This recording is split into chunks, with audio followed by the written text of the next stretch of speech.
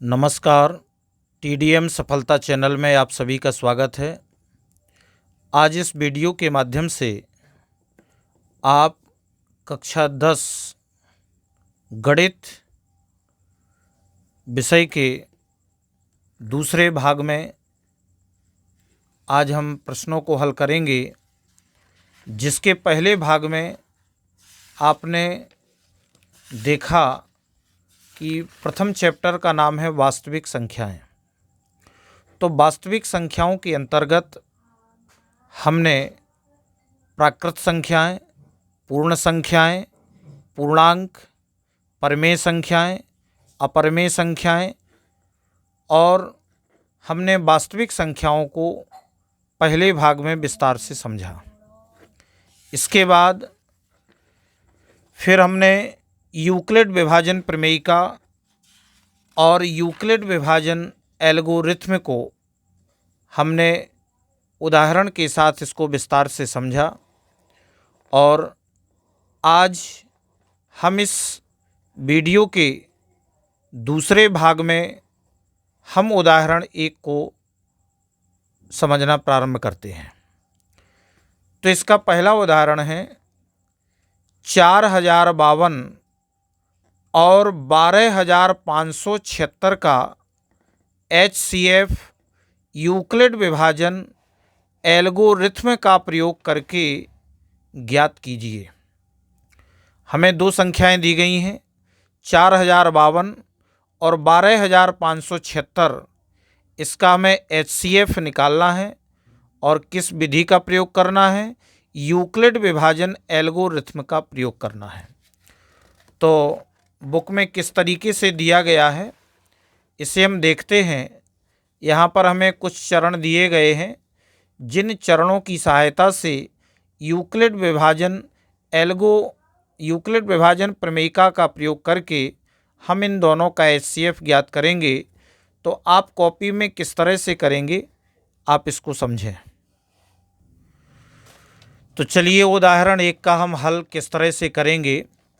तो हमें इस प्रश्न में दो संख्याएं दी गई हैं, 12576 और 4052। तो सबसे पहले हमने इन दोनों संख्याओं में बताया कि 12576 इज़ ग्रेटर देन 4052, यानी 12576 बड़ा है 4052 से। तो जो 4052 है इससे हम क्या करेंगे, इस संख्या में भाग देंगे। तो आप जानते ही हैं कि इस प्रक्रिया के करने के लिए हम यूक्लिड विभाजन एल्गोरिथ्म से इसको हम हल करने का प्रयास करते हैं। इसमें हम चरण बाई चरण एक एक करके भाग लगाएंगे। तो जैसे कि आप इसमें देखेंगे कि जब हम संख्या 4052 से 12576 में भाग देंगे तो हमारा सबसे पहले 3 बार भाग जाएगा। 3 बार भाग जाएगा तो इसमें संख्या आएगी 12156। तो हम इस संख्या को जब घटाएंगे तो हमारा शेषफल आएगा 420। घटाने पर शेषफल आया 420। तो हम एल्गोरिथ्म विधि को जानते हैं कि भाज्य बराबर होता है भाजक गुणे भागफल प्लस शेषफल। तो यहाँ पर जो हमारा भाज्य है वह है 12576। तो आप देखेंगे इसको किस तरीके से लिखा जाएगा। 12576 बराबर, यानी ये भाज्य है और भाजक है हमारा 4052। तो 4052 गुणा 3, चूँकि 3 बार गया है, और शेषफल है हमारा 420। इसके बाद हमने लिखा कि r इज़ नॉट इक्वल 0, यानी r 0 के बराबर नहीं है, यानी r जो हमारा रिमाइंडर है यह शेषफल कहलाता है, जो कि हमारा शेषफल आया है 420।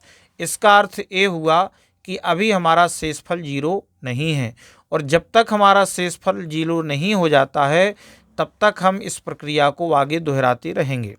तो अभी हमारा भाजक था 4052, तो हमारा शेषफल हमें बचा है 420। अब हम इस प्रक्रिया को पुनः अब हम इसे भाजक बना देंगे और ये हमारा भाज्य बन जाएगा। तो अब हम 420 का भाग पुनः देंगे तो ये कितनी बार जाएगा? 9 बार जाएगा, और घटाने पर हमें 272 प्राप्त होगा। तो हम इसको फिर से लिखेंगे अब जो हमारा भाज्य होगा वह 4052 होगा। तो हमने लिखा 4052 बराबर, हमने भाग 420 से दिया था, भागफल 9 आया था। तो भाजक गुणे भागफल और प्लस इसमें जो हमारा शेषफल आया है 272, तो हमने इसको भी जोड़ दिया है, क्योंकि ये हमारी भाग की प्रक्रिया होती है, भाग की ये नियम होता है। और इसमें भी हमारा रिमाइंडर इज नॉट इक्वल 0, यानी आर अभी भी 0 के बराबर नहीं है। इस तरह से हम ये प्रक्रिया लगातार दोहराते रहेंगे। जैसे कि आप इसमें देख पा रहे होंगे, हम कंटिन्यू भाग देते जाएंगे, तब तक देते जाएंगे जब तक हमारा शेष फल 0 प्राप्त नहीं होता है। तो आप देख रहे हैं यह प्रक्रिया आखिरी में संख्या भाजक जो हमारा होता है 4, तो भागफल आता है 6 और रिमाइंडर आता है 0। तो आपने जिस तरह से यहाँ भाग दिए हैं उसी प्रकार से आप यहाँ बारी बारी से इस तरह से आप लिखते जाएंगे। जैसे कि आप देख पा रहे हैं, इसमें आप बारी बारी से लिखते जाएंगे और ये प्रक्रिया हमें तब तक पूरी करनी है जब तक हमारा रिमाइंडर 0 नहीं आ जाता है। जैसे ही हमें रिमाइंडर 0 प्राप्त होता है तो वहाँ पर जो हमारा भाजक होता है वह जो भी भाजक होगा वह उस संख्याओं का HCF होगा। तो आप देख रहे हैं कि यहाँ पर शेषफल 0 है, यहाँ शेषफल 0 है तथा भाजक 4 है, यानी 4 के भाग देने से ही हमारा शेषफल 0 आया है। तो हम कह देंगे कि हमें जो संख्याएं दी गई थीं, इसलिए HCF 4052 और 12576, इन दोनों का जो HCF होगा वह क्या होगा? 4 होगा। अब हम उदाहरण 2 को हल करते हैं। प्रश्न नंबर उदाहरण 2 दिया गया है, दर्शाइए कि प्रत्येक धनात्मक समपूर्णांक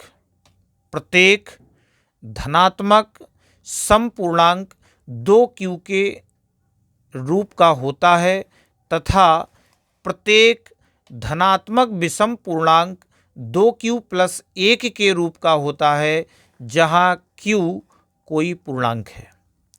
तो इस प्रश्न का हल हमें इस बुक में दिया गया है, लेकिन हम कॉपी में किस तरह से इसका हल करेंगे वो आप देखें। तो अब हम इसका दूसरा उदाहरण देखते हैं, इसको किस तरीके से हल किया जाएगा। तो सबसे पहले हम मान लेंगे, माना कि a एक धनात्मक पूर्णांक है, माना कि a एक धनात्मक पूर्णांक है तथा b बराबर 2, चूँकि प्रश्न में दिया गया है कि 2q और 2q + 1। तो अब आप इसमें देखेंगे, हमने मान लिया है कि a एक धनात्मक पूर्णांक है और b बराबर 2। तो हम यूक्लिड विभाजन प्रमेयिका से हम क्या करेंगे कि जो हमारा भाजक 2 है, 2 से हम भाग देंगे a में। तो हमने 2 से a में भाग दिया तो हमें भागफल q आया। और रिमाइंडर, जब हम किसी भी संख्या में 2 से भाग देंगे तो हमारा रिमाइंडर अधिकतम 0 या 1 हो सकता है। अगर हम 3 से भाग देते हैं तो हमारा रिमाइंडर अधिकतम 0, 1 और 2 प्राप्त होगा। अगर हम भाग 4 से देते हैं तो हमें रिमाइंडर 0, 1, 2 और अधिकतम 3 प्राप्त हो सकता है। यानी किसी भी संख्या का यदि हम किसी भी संख्या में भाग दें तो अगर आप 10 से भाग देते हैं तो आपका रिमाइंडर 0 से लेकर के 9 अंकों तक प्राप्त हो सकता है। तो अब आपने देखा, तो हमारी जो यूक्लिड विभाजन प्रमेयिका होती है कि a बराबर bq + c। तो अब आप यहाँ देखेंगे, हमने जो भाग दिया है वो 2 से भाग a में दिया है, तो हमारा भाज्य a है और भाजक 2 है और भागफल q है और रिमाइंडर r है, जो कि हमारे पास 0 और 1 हो सकते हैं। अब आप यहाँ देखेंगे कि हमारी जो यूक्लिड विभाजन प्रमेयिका है वो कहती है कि a बराबर 2q + r। भाज्य a है तो भाज्य बराबर भाजक गुणे भागफल प्लस शेषफल, जहाँ r बराबर क्या है? 0 या 1। या तो 2 से भाग देने पर हमें शेषफल 0 प्राप्त होगा या 1 प्राप्त होगा।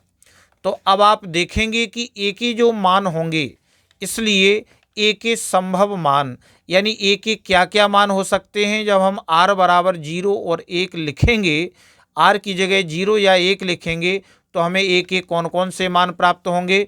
जब हम r की जगह 0 लिखेंगे तो ये तो 0 हो जाएगा, बचेगा 2q। तथा जब हम r की जगह 1 लिखेंगे तो हमारा मान होगा a बराबर 2q प्लस 1। तो हमें ये दो वैल्यू प्राप्त होती हैं, 2q तथा 2q प्लस 1। तो हम आसानी से बता सकते हैं यदि a बराबर 2q तब यह एक सम संख्या है। ये तो हम जानते ही हैं। यदि a बराबर 2q तब यह एक सम संख्या है।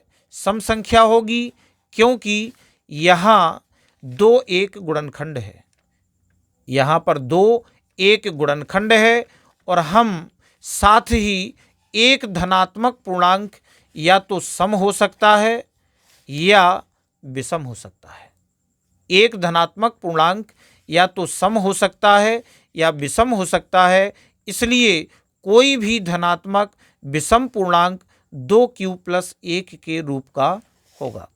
तो हम दूसरे प्रश्न को, जो हमारा उदाहरण दूसरा था, इसको हम इस तरह से हल कर लेंगे। अब हम तीसरा एग्जाम्पल देखते हैं। इसी प्रकार से तीसरा जो आपका उदाहरण दिया गया है, दर्शाइए कि एक धनात्मक विषम पूर्णांक 4q प्लस 1 या 4q प्लस 3 के रूप का होता है, जहां q एक पूर्णांक है। तो यहाँ आप देखते हैं इस उदाहरण में यहाँ पर भाजक 2 था और यहाँ पर अब भाजक कौन है, 4 है। तो यहाँ हम 4 से भाग लगाएंगे तो जो आपका दिया गया है विषम पूर्णांक यानी 4q प्लस 1, तो ये विषम पूर्णांक होता है और 4q प्लस 3 ये भी विषम पूर्णांक है। तो हमें ये दर्शाना है इस प्रश्न में कि एक धनात्मक विषम पूर्णांक 4q प्लस 1 या 4q प्लस 3 के रूप का होता है, जहां q एक पूर्णांक है। तो इस उदाहरण को इन्होंने इस तरीके से समझाया है, तो हम इसको भी समझ सकते हैं और आप इसको कैसे हल करेंगे कॉपी में वो आप देखें। अब हम उदाहरण 3 को हल करने का प्रयास करते हैं। तो इसी प्रकार से जिस तरह से हमने दूसरे प्रश्न में किया था, तो हम इसको भी वैसे ही मान लेंगे। माना कि a एक धनात्मक विषम पूर्णांक है, हमने ये मान लिया। अब तथा b बराबर 4। तो यूक्लिड विभाजन प्रमेयिका द्वारा जब हमें b बराबर 4 दिया गया है तो हम 4 का भाग अब हम a में लगाएंगे, तो हमें भागफल q और रिमाइंडर जो हमारा r होगा वह 0, 1, 2 और 3 हो सकता है। तो यहाँ भी हम यूक्लिड विभाजन प्रमेयिका द्वारा कह सकते हैं कि a बराबर 4q प्लस r, a बराबर 4q प्लस r, जहाँ r कौन होगा, 0, 1, 2, 3। तो यहाँ पर हम a की वैल्यू भी बता सकते हैं, यानी इसलिए a के जो संभव मान होंगे तो a के क्या क्या मान होंगे। जब हम r की जगह 0 लिखेंगे तो हमें a बराबर 4q प्लस 4q प्राप्त होगा।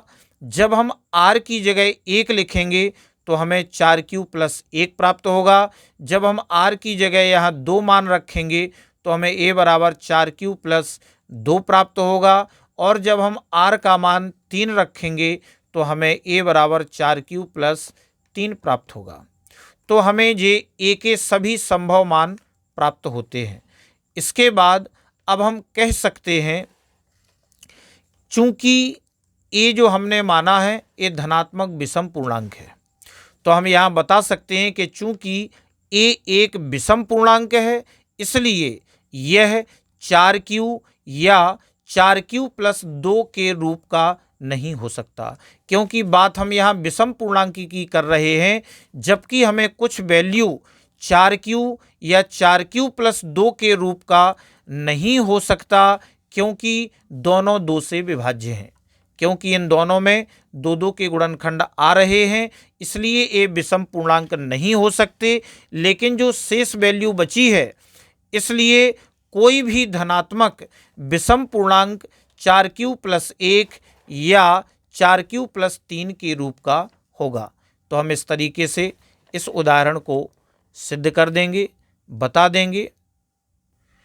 चलिए अब इसका हम अंतिम उदाहरण चौथा देखते हैं। एक मिठाई विक्रेता के पास 420 काजू की बर्फियां और 130 बादाम की बर्फियां हैं। वह इनकी ऐसी ढेरियां बनाना चाहती है कि प्रत्येक ढेरी में बर्फियों की संख्या समान रहे तथा ये ढेरियां बर्फी की परात में न्यूनतम स्थान घेरें।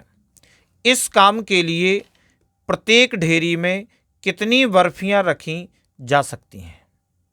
तो इस प्रश्न को इन्होंने किस तरीके से लिखा है और हल किया गया है, इसको हम इसमें देख लेते हैं। लेकिन कॉपी में हम किस तरह से इसको हल करेंगे वो आप समझें। अब हम उदाहरण 4 को हल करते हैं।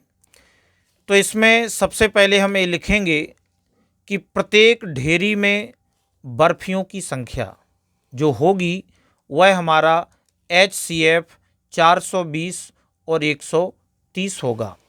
तो हम बता देंगे कि यूक्लिड विभाजन एल्गोरिथ्म से हम HCF किस तरह से ज्ञात कर सकते हैं। इसमें जो हमारी छोटी संख्या है 130, तो 130 से हम भाग देंगे 420 में, तो हमारा भाग 3 बार जाएगा, 390 आएगा। जब हम इसे घटाएंगे तो 30 बचेगा। तो हम इसको लिख सकते हैं कि भाज्य बराबर यानी 420 बराबर 130 गुणे 3 प्लस 30। इसमें हमारा रिमाइंडर अभी 0 के बराबर नहीं आया है, तो हम पुनः शेषफल 30 से भाग देंगे 130 में, तो हमारा भागफल 4 बार जाएगा। और इसमें जो शेषफल बचेगा 10, तो हम 130 के बराबर में लिख सकते हैं 30 गुणे 4 प्लस 10। यहाँ भी हमारा रिमाइंडर 0 के बराबर नहीं है, तो हम प्रक्रिया और आगे बढ़ाएंगे।